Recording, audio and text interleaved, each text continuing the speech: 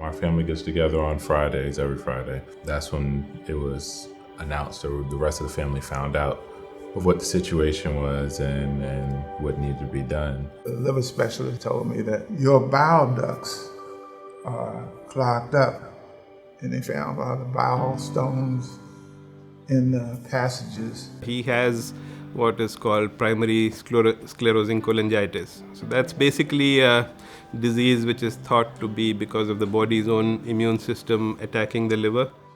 By this jaundice setting in, and finally the surgeon said, we're going to have to go with this liver transplant.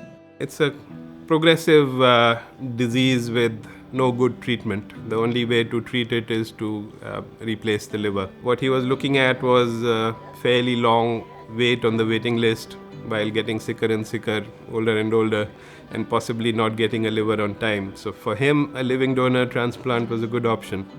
You know, he never asked me. That was never a thing. I matched closest to him. You know, my older brother's taller and skinnier. My sisters are smaller, so I'm the closest one to his size. So, you know, just everything kind of fit right there. His son was happy to donate for him, so I was very impressed by his commitment to the process of organ donation. The need for living donor transplant is there. We are losing patients on the waiting list.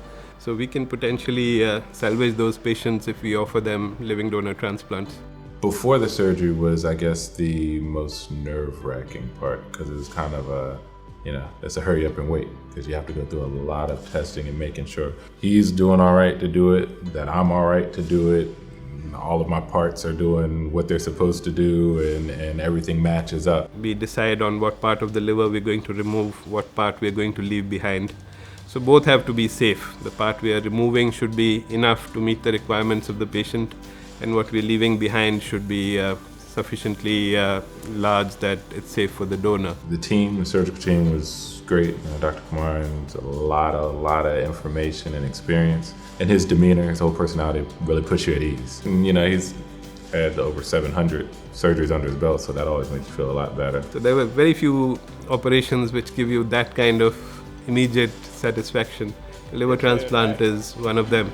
And we can extend liver transplant to more patients if we can offer them the option of living donor transplantation. VCU has a rich history of living donor liver transplant. Now, more than ever, we've assembled a team with just vast experience in living donor liver transplantation.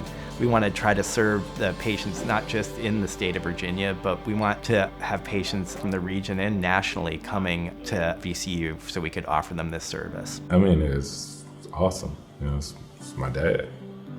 Love him a lot. I'm glad that I could be able to do something to be able to help him out. He gave me a present. He told me, I'm stepping up to the plate.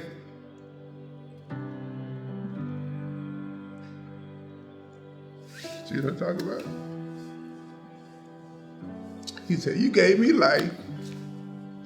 It's time for me to return the favor.